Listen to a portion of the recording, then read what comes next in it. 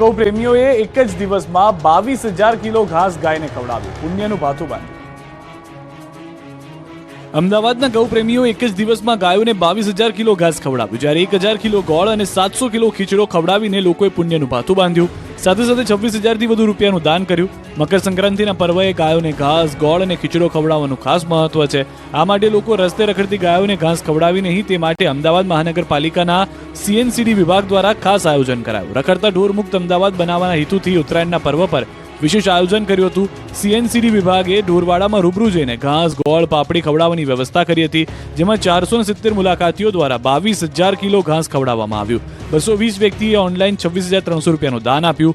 1,000 kilo ગોળ અને 700 kilo ખીચડો મુલાકાતીઓ દ્વારા લાવવામાં આવ્યો। તો લોકોને પતંગની દોરીથી ઈજા ન પહોંચે તે માટે અમદાવાદના અલગ અલગ વિસ્તારમાંથી 32 કિલોથી વધુ દોરી ભેગી કરાઈ હતી, જેની સામે 22 ટીમ કાર્યરત હતી।